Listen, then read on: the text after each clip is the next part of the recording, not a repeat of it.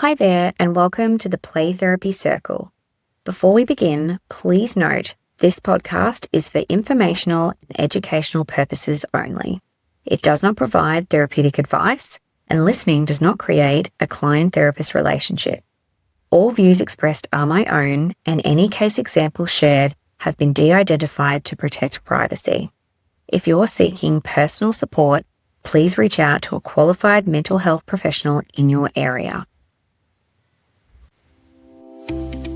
Hi, and welcome to an episode of the Play Therapy Circle. I'm Kylie Ellison, a therapist, clinical supervisor, and play therapy trainer, and I'm so grateful you're here. This podcast is a space for thoughtful, soulful conversations about child-centered therapy, play-based work, and what it means to show up with presence and compassion, both for our clients and for ourselves. Whether you're a seasoned play therapist, a student just starting out, or someone deeply passionate about working with children, you belong here. Hi everyone, and welcome back to the Play Therapy Circle podcast. I'm your host, Kylie Ellison, and I am so glad you are here. Hey everyone. Happy Thursday. Oh my goodness. We release episodes on a Friday, so it is 6:30 on a Thursday night. For those of you watching on YouTube, you will see that I'm in my car. When I talk about New Year's resolutions and getting very authentic and congruent with each of you, my plan was to genuinely have a better work-life balance. And it is the 15th of July. This is the first week back at work, and I'm recording a podcast in my car. Where am I, do you ask? And for those of you watching, might look a little strange that I'm in a car. I am outside my daughter's sports aerobics practice. Yep, that's it. That's the juggle of I am running out of time to record because we drop on a Friday and it's Thursday night. So I have a very understanding Shaz who will be editing this afterwards to get it out on time. But I've been teaching, coming to confession, I have been teaching this week, so I wonder if I can lean into that excuse. But I promise you guys this is going to get better. I swear, both of these episodes so far have been on location. One in Bagara, now in Brisbane outside of sports aerobics. Love that for me. Love that for me. How are you all doing? Like truly. How is everyone thriving, not surviving in 2026? I think I said to you guys in last week's episode as well, my daughter corrected me that that's not the correct, what do you call it? Like rhyming for 2026. I forget what she said. I'm going to ask her and tell you guys next time. But it's something around doing well in 2026. I don't know. Are we doing well? I am, as I said, it's 6:30 at night in Brisbane in summer. And so I am quickly losing light as well, which is just fantastic. So I am on the light schedule that I really need to keep this to 30 minutes because I may soon be talking to you in the dark. It's also my car beeping in the background for anyone who's heard me. So like when I tell you the juggle is real, the juggle is freaking real. Okay. I probably had a plan of a topic that I might have mentioned last week, and in true style, I've changed it. That's also how this goes. I truly feel it is an honor and a privilege to connect with anyone that I get to serve in my training that I offer in child-centered play therapy. So I have been doing one of our workshops in our clinical program this week, and I just love it. I really, truly do. And I was apologizing to them this afternoon because you can imagine with me, I am late diagnosed ADHD. I talk very fast, and especially on things that I am very passionate about. And so those poor people have had to listen to me talk at quite a fast speed for 2 days now. And I said to them, you guys are superheroes, genuinely, superheroes for sitting through 2 days, and they've got one more to go. So I will be connecting with them in the morning at 8:30. Yay! So I need to keep to schedule because, again, the light is fading. I want to say hello. I hope you are all well. I hope you are all getting back into the playrooms. I had the opportunity to get back into the playroom this week, connect with families, connect with new families, and I just loved it. I really enjoyed the break. It was so good for me. I did not realize how burnt out I was until you go on holidays, right? So I have scheduled holidays in April and June, and then again in November, and that will be much better for me. Much, much better. I am really trying this year, you guys, to have my calendar and my schedule where I have breaks, and I had a lunch break this week. Like, things are on the up and up, you guys. So how are you guys doing? Getting back into the playroom, doing all of the things. I hope that it is all going well for you too. I know for our families in our community in the Bayside area of Brisbane, we are staring down the barrel of returning to school at the end of January. So I'm sure it's different, wherever you are. So myself and my colleague Eva are definitely bracing ourselves for what that is going to look like in the next couple of weeks. We are anticipating a lot of kiddos that are going to be fairly dysregulated, fairly unhappy, and that will be the purpose of our work, is to help them to process that so that they can continue to go to school. So I hope wherever you are listening that you are having a great week, and if you are still on holidays, I'm super jealous. I am super jealous. That would be so fun. Okay, we need to get into the content. Oh, before I do though, I just want to say, I believe now, I think it's 37 countries that we are coming to you or connecting with. When I say that my vision for our podcast is to reach as many people as possible, to talk about and spread the good word about child-centered play therapy, I never thought it would be this many people. So I, again, am so super, super grateful. It is our 10th birthday coming up in a couple of weeks. I have been in private practice for 10 years, specifically as a child-centered play therapist. So I'm super proud of that, and I can't wait to kind of share our birthday celebrations. We've got a few kind of giveaways, so if you follow us over on the socials, please do, and we will continue to share. We've got a couple of really big announcements that we are so excited to share with you, so that will be happening the 1st of February, so I can't wait to continue to share the child-centered play therapy love. But let's get to the topic of today, and I literally just changed this about 5 minutes before I started because, and I have a justification, I always do, that I have been teaching obviously over the last couple of days, and one of the things that we have been mulling over, reflecting on, chewing over, really kind of getting to the nuts and bolts of, is the dilemma or the struggle around doing child-centered play therapy. And I can say this as well as somebody, I still feel like I'm very much a novice, by the way, you guys, 10 years in, that there still for me is moments where I feel that pull to go back to talk-based work. So this is the challenge of child-centered play therapists, is to truly embrace the modality in its whole kind of totality. What I have been reflecting on recently, and what we were talking about today and yesterday, is child-centered play therapy, as I know I've said to you guys before, is not just an intervention with children, it's a way of being.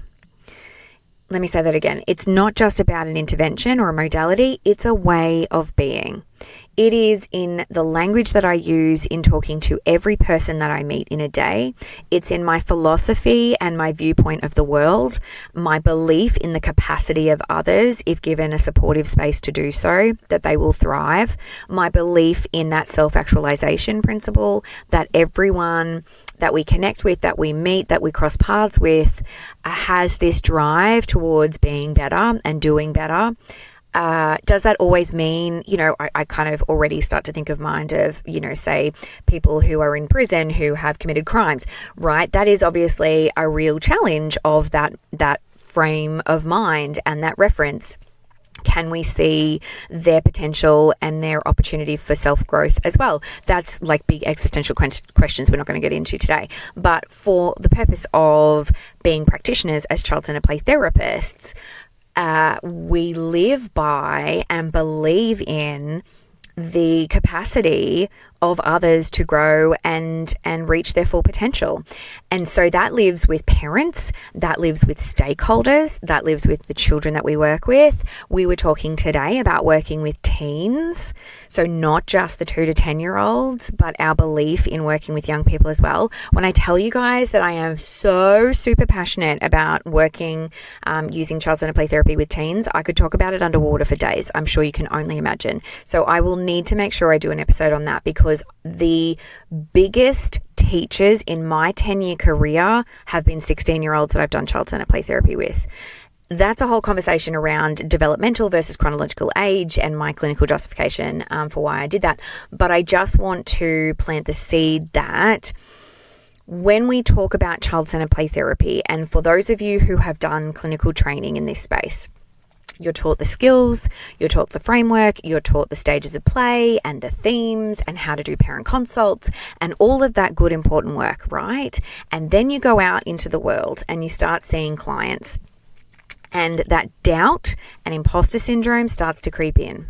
So if you're a beginning play therapist, and I'm talking like sense to you right now, like this absolutely resonates, you're not alone. Like I'm literally talking about my own experience as well. So that absolutely is part of the journey. And why I love child-centered play therapy so much is because it is as much a journey of growth and healing and learning and expansion for us as play therapists as it is for the child. Every single child we connect with, as I know I've said to you guys before, teaches me something more about myself and the world, and how to be in child-centered play therapy.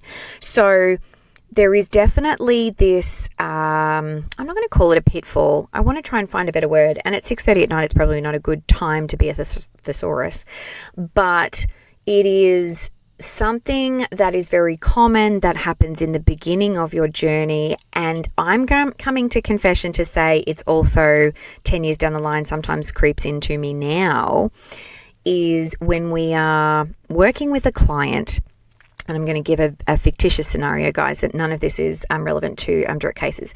But say we're working with a client that we've been working with for a really long time, and we feel like it's a little bit like Groundhog Day. We just don't feel like we are seeing that progress that maybe stakeholders are expecting of us.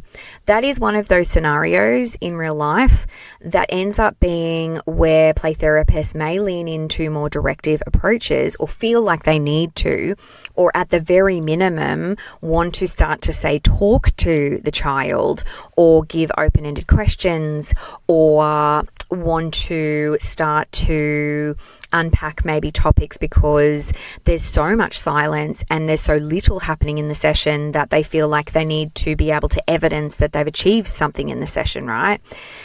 Why does that happen? And I guess how can we respond to that and help ensure that our practice maintains our commitment and deep abiding connection to child-centered play therapy? That's my question to you all. And it was only because today we were watching one of my client examples, and I pointed out to them in real time where the silences meant that I was doing reflecting content statements, I was doing more reflecting feelings kind of in a more general sense, and we were unpacking. And I think that one of the things that is really important to me as a trainer and as a child-centered play therapist is that I am not living the tenets of CCPT if I'm not authentic and congruent. Right? So I could never be a trainer where I'm like, this is how you do it and this is absolutely the way of being and you should never do anything else. I can't do that because I know I'm not the expert. When I live in my Carl Rogerian, person-centered, humanistic approach to connection, that goes everywhere, including my connection with students. So I very much want to show the good and the mistakes because that's actually essential for training and learning. And not so much I'm being over dramatic with mistakes. I think it's really around self-reflection And me noticing those times where I might start to doubt myself and being able to demonstrate that to show others, when you begin this journey, this is normal and natural for you to want to do this. And this is how we respond and keep to our purest CCPT protocol. Because I do think that happens more often than play therapists would be sort of willing to admit. I think it often comes from so many different factors, including that feeling that pressure to achieve outcomes for stakeholders, pressures around funding, feeling like they need to be able to evidence growth to validate and support their intervention continuing. There's so many reasons, right? So I want to go through a bit of information about this because I want to normalize it. I want you guys to, in the same way that we attest to this in child-centered play therapy in our connections with children, I hear you, I see you, I understand and I care. It's important for me as a podcaster talking about CCPT to live and breathe those tenets too, and to talk to you guys listening so that you feel that experience of CCPT for yourselves as well. So let's go through a little bit of content here. I've got some dot points, I've got some notes because that's important for me, otherwise I go off on a tangent. So what are we talking about here in this dichotomy or this dilemma around feeling that stress or feeling that imposter syndrome or feeling that sense of doubt? When that doubt creeps in, what happens to us and why? So in the early stages, as I was saying before, you're definitely reliant on those skills, the techniques, and looking for that observable change. So oftentimes beginning play therapists are internally asking themselves, am I helping? Is this working? Like I just don't know if this is actually landing. And sometimes find more comfort in that talking and asking questions because maybe that's part of your previous framework for practice. So it's really about encouraging you as a beginning play therapist, if that's that meets, kind of where you're at in your journey, away from doing for to being with, which is really hard if we have sat in more of a directive approach in previous roles or in previous experiences. It's about letting go of some of those visible markers of progress and trusting that the relationship and emotional safety are the work. Let me say that again. It's about trusting that the relationship and emotional safety are the work. So when we doubt ourselves in times of stress, I'm going to obviously give tips a little bit further along, but just to reinforce this, what we've been reflecting on this week as a student cohort is how absolutely critical and essential that relationship and connection is over anything else related to child-centered play therapy, in my opinion. Everything goes back to that relationship, which is why we invest that time in the exploratory stage to help children to feel that sense of safety and trust so they can move into that second stage of play therapy. We can't have that, or progress can't happen if we don't have that from the beginning. So acknowledging the emotional impact when we feel like we're not making a difference, when things aren't shifting, when there's lots of silences, acknowledging your discomfort in the silence. Who struggles with silence in the playroom? I can't see any of you, but I imagine some of you are putting your hands up. And that is completely normal. That is part of your growth and change. Growth is uncomfortable. It's uncomfortable for kids. It's uncomfortable for us. So acknowledging that, reflecting on that, and working on that, whether that's through clinical supervision or personal therapy, is all part of that process. So discomfort during silence, doubt when change isn't immediately obvious, and anxiety about not knowing what comes next. Can I say with that final point that really is the ongoing experience of child-centered play therapy 10 years down the line? I still go into play therapy sessions and think to myself, I have absolutely no idea how this is about to go. And the reason I say that 10 years down the line is because I've had so many clients where I've had expectations of how they're going to play, and it's completely different when they come into the playroom. That goes too for our older population of our preteens and our teens, where we have an expectation or a preconceived idea of how we think they will behave and engage in play therapy, and then they do something very different. So that is a whole other podcast for another day, for sure. So when we have that experience of stress, of doubting ourselves, we revert back to what we know. So let's name some of those common moments that trigger that shift where we feel like we need to go into asking questions or having a conversation with them. Extended silences.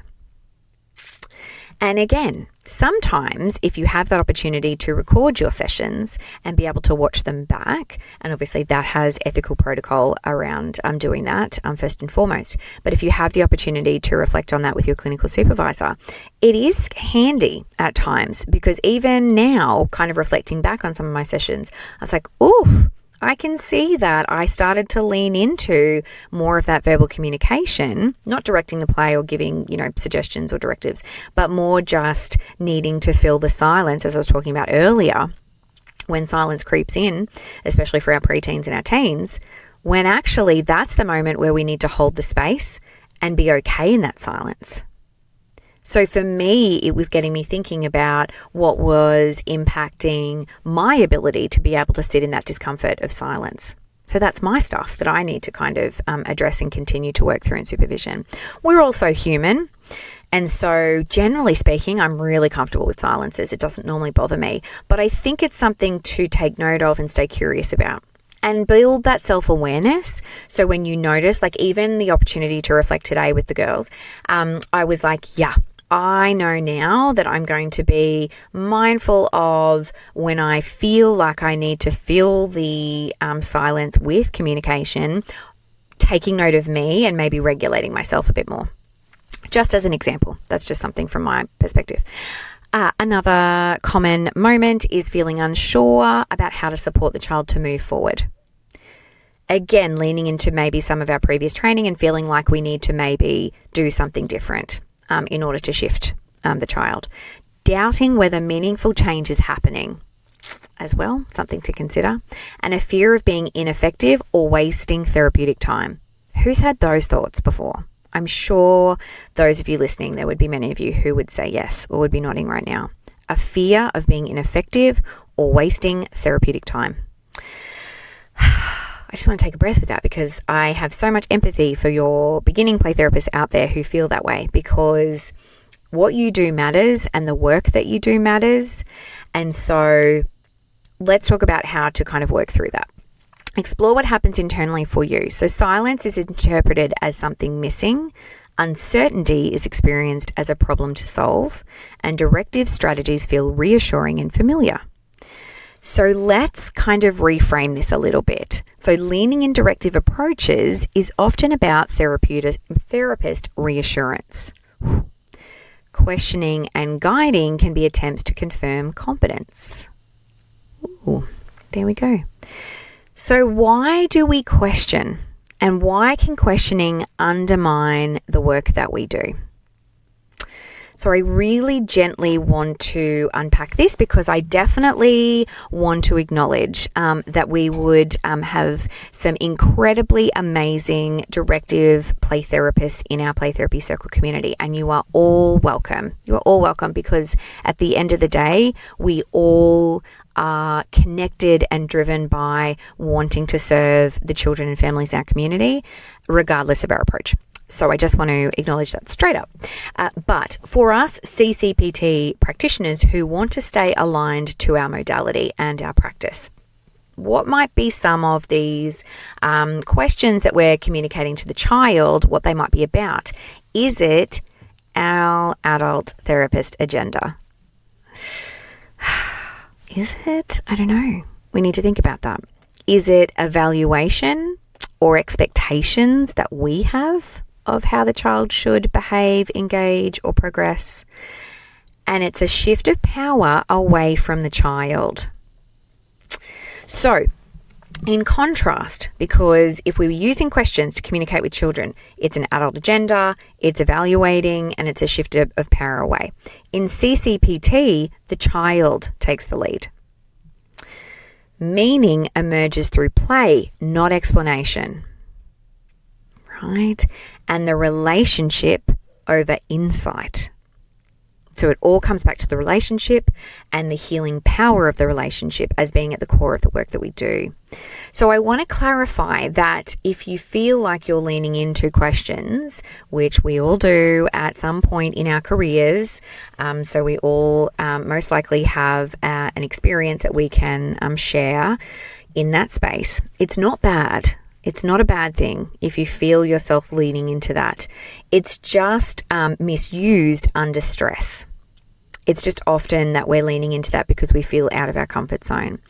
So we know developmentally that children want to use symbolism to communicate, and that verbalization, or asking children to verbalize, can often interrupt that integration of what we are trying to achieve in the playroom. So these are all of the things of, I guess, how questioning can impact the work that we do. And so I want to share with you before we finish up, because I'm actually losing light, you guys. If anyone is watching me on YouTube, you've probably noticed it's getting darker. Love that for me. And I literally have about 15 minutes before my daughter's finished. Love that even more for me. Okay, so why is it more important than ever to stay true to the modality? I want to name the paradox for you all. The more distressed the child is, or the more uncomfortable we feel, or the more out of our comfort zone we feel, the more we want to direct and have control back. Because being not in the lead, not in control, can sometimes be that anxiety provoking for us as adults. And the more distressed or challenging the child is, the more they need that non-directive space. So we want to really re-anchor into CCPT foundations. The therapeutic relationship is the intervention. I feel like I've said that before, but I'm going to say it again just to really kind of reinforce that. The therapeutic relationship is the intervention. And I think that that's often the challenge. I'm thinking of some of the conversations that I've had today, and really that cultural shift away from we need to be imparting knowledge, skills, information, psychoeducation, strategies, suggestions to develop skills for kids. That's what they need, because historically in therapeutic interventions, it's been more talk-based or directive. What we are coming to understand and learn is that first and foremost is that relationship first before anything else. And then really leaning into that relationship and that connection and that safety and that trust to help children to unpack the things that they need to through play, rather than them needing to talk about it. And we, as the literature evidences, have successful outcomes or statistically significant outcomes. I was reading out to the students today a 2010 study by Cochrane et al., who did a study with young boys in the education space and provided child-centered play therapy as an intervention alongside. So they had obviously two groups, a talk-based therapy group and a child-centered play therapy group. And they found that kids were more responsive to child-centered play therapy, obviously, but even more so, they were able to achieve those therapeutic outcomes. They were more open to suggestions and feedback once that therapeutic alliance had been built through child-centered play therapy. And now I hope I've quoted that right, because I want to make sure that I've got that correct. But essentially, in essence, what it was saying is that child-centered play therapy was found to be more effective in helping children to address some of the things that they needed to address, but it wasn't using directive, talk-based interventions of asking questions, giving psychoeducation, giving strategies. So the research is starting to catch up with us in terms of what we've known as child-centered play therapy since the 40s, that relationship is absolutely key. So I want to talk about therapist courage, okay? And I want to give you that permission to stay with the uncertainty. Ooh, that is hard. When I say that we as play therapists grow as human beings in this process by doing this modality, I'm not kidding. I'm not kidding. Staying with uncertainty. How hard is that? But how rewarding is it if we make it out the other side? Trusting the process. You guys, I say it like every time, but I mean it. I truly, truly mean it.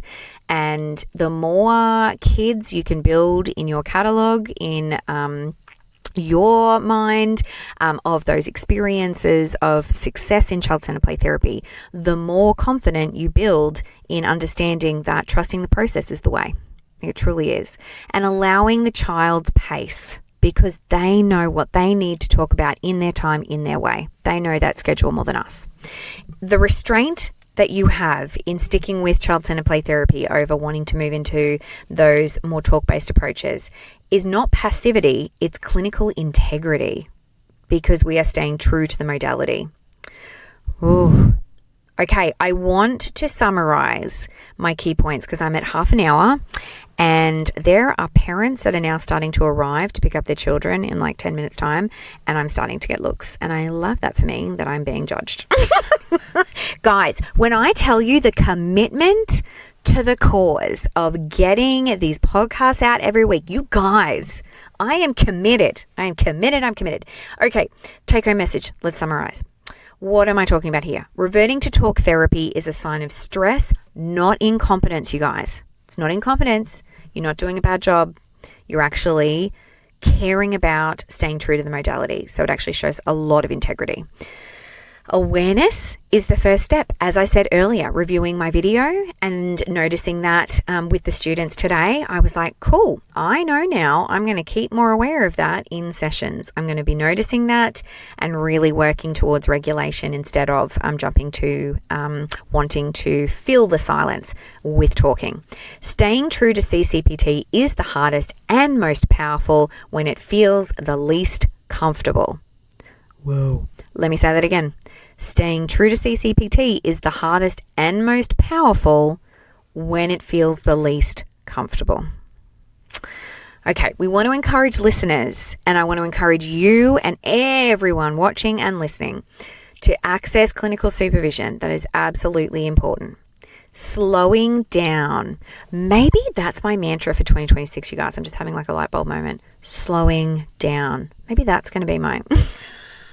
You guys, I'm going to keep you posted on how I go with slowing down. I don't know. Rereading the principles, going back to basics, going back to our tenets of empathy, congruence, and unconditional positive regard. And my closing thought to you is, when in doubt, trust the child, trust yourself, and trust the process. Hey, I want to thank you guys for sticking in there and listening to me today. Ramble, right? And look at me go. It's like 31 minutes, so I've smashed it. That's amazing. Can I leave you with some final reflections for you to take with you to reflect on in your own time? What feelings come up for me when a child is highly distressed or a child is silent for an extended period of time? What comes up for you? How do I know when I've shifted out of trust and into control? So for me, it's starting to fill the silence with more communication, with more reflecting content, reflecting feelings, needing to feel like I need to reach out and connect more with the child through more of that verbal communication. What is that for you? Is it that you start to give them choices of toys because you just feel like you need to shift the play? Or what does that look like for you? And what helps me return to the model? So give yourself compassion over self-criticism. Oh, I needed that today too. That is a nice quote to end it with, you guys. It's not really a quote, it's just a thinking. But encouraging you to think about compassion and giving yourself compassion over self-criticism, because we're good at that. We know how to do that. Hey, thank you so much for sticking with me today. I hope that this episode has helped ground you a little bit more in your CCPT approach, and you are feeling that connection to the work that you do, because I know each and every one of you are doing incredible things in the Playroom each and every day, and we are helping literally to change the world. So I'm so proud of each and every one of you. Okay, next week, I don't know what I'm doing. I was going to say the topic for next week, but Oh my God, I just muted myself. That is like classic, right? Just as I'm trying to wrap things up. For those of you watching on YouTube or watching on video, yep, I'm in like complete darkness now. When I say the commitment to this is real, I'm not even kidding. So I'm going to finish up before I go into complete darkness. Next week, I have no idea what the topic is going to be, but please check us out on socials. Follow us on social media. We have a huge announcement coming the beginning of February. You don't want to miss. So I want to continue to reach you guys, to connect with you. I want to be able to hear your stories and be able to celebrate and support all of our child centered play therapists across the world. So check out our socials, the Play Therapy Circle podcast on Instagram, TikTok, and Facebook. You can catch us there. Please look after yourself and each other. Give yourselves that compassion that we all need. That was a beautiful reminder to end this episode with. Look after yourselves and each other. And I will see you guys hopefully in like a proper office next week. All right. Catch you guys then. Bye. Thank you so much for being here for another episode of the Play Therapy Circle. If anything resonated with you today, I'd love it if you could follow the podcast, share it with a colleague, or leave a short review. It really helps others find our circle. And if you have a topic or question you'd love me to explore, I'd love to hear from you. This space is for you, and I want it to feel like a conversation. Until next time, take care of yourself, and remember, you belong here.